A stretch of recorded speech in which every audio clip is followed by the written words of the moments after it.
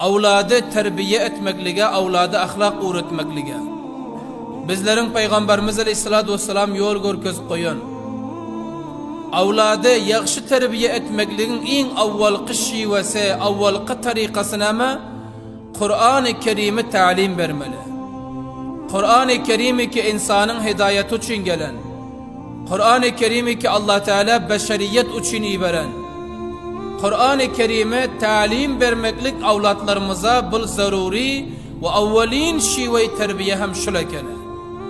Eğer haliyos avlatlarımız terbiyeli olsun, avlatlarımız din-i İslam'a beraber olsun, avlatlarımızın ayındasa yaxtılık olsun, ata inanın yüzüne qaraltmasın, atanın yüzünü aşağı etmesin diysek, avvalin tarika avladın terbiyesi ta'limi Kur'an buluyor. Kur'an-ı Kerim bayit ta'lim versek. Mesela ki Hazreti İmam Malik rahmetullahi aleyhi diyorlar, "La yasliha ahir hadhihi'l umme illa bima saluha bihi awwaluha." İmam Malik diyorlar, "Şul ümmet diyor ıslah bulmuyor, tayin ki avvalin ötküden ümmetler ne mezat bir ıslah oluptu, ana şomul ıslah olmasa diyor." Sahabe-i kirama garam, availi İslam'da İslam getirmezden avval diyelim, Müslüman olmazdan avval ne rakam insanlardı. Ama zamanı ki Kur'an geldi, ta'lim aldılar, Kur'an öğrendiler, zindegisine Kur'an getirdi, sahabe-i kiram ne rakam buldular. Ondan sonra geliyon ummatlar, ondan sonra geliyon yakşı salaf salihinler ne rakam terbiyeli oluttular, hemmecikler Kur'an bile oldular. Anan İmam Malik aytıyorlar, şul avladını ıslah edecek mi? Ahir zamanı kolay olup getiren oturan insanlar ıslah olacak buluyor mu?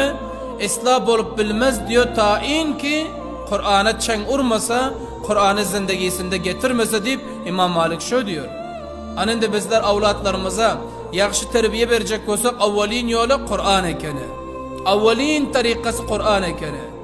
Kur'an bilen avlatlarımız ısladı bileriz. Kur'an bilen avlatlarımızı terbiyeli edebiliriz. Gayrı zul avlatlarımızı ne edip terbiye edelim. Bir insan ki avladını Kur'an uğrasa, avladını Kur'an'ın yolunda koysa, onun fazileti alayda son, bavucudik avladı terbiyeli oluyor. Hazreti Burayda radıyallahu teala anhu diyorlar, Cenab-ı Peygamberimiz aleyhissalatu vesselam ayıttı diyor, "Men qara'al Kur'ane ve teallemahu." Bir insan Kur'an okuysa, Kur'an öğrense ve amile bihi Kur'an'ı amel etse. Kur'an okuysa, öğrense ve Kur'an'ı amel etse. Onda bu insanı Peygamberimiz aleyhisselam ediyor, kıyamet gününde bir nurdan bolan tac kellesine koyuluyor, hatta günün yaktılığı onun yanında uyulup kalıyor. Günün itisinden göre, günün yaktılığından göre şunun yaktılığı iti oluyor, yaktılığı tiz oluyor, hatta gün onun yanında susluk ediyor. Nemen yanında?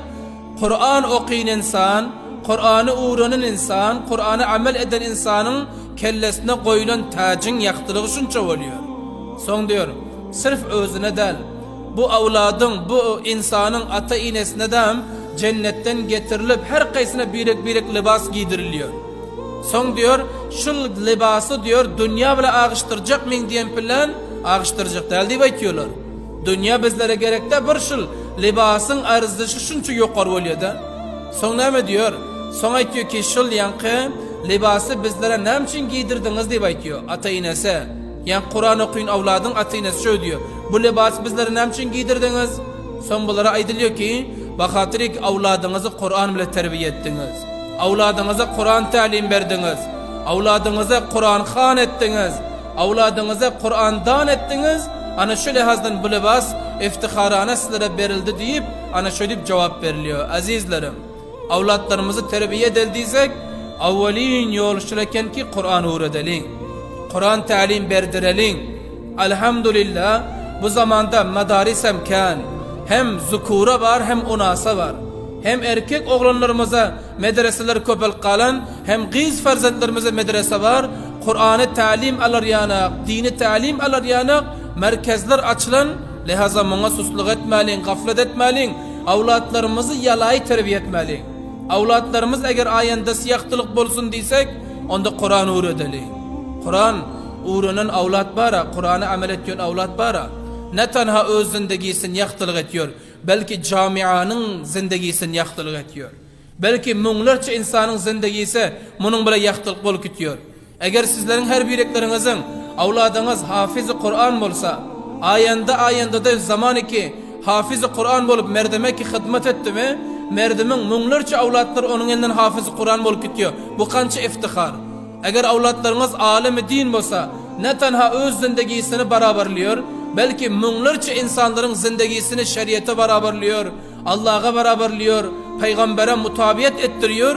Ana şu neme hemmesi sizlerin zahmetiniz, avladınızı Kur'an ile terbiye edeniniz oluyor. Şu cihetten avvalin tarikayı ferzendi terbiye etmek Kur'an ekene, Kur'an'ın yolunda koymak ekene. Bul bir oldu.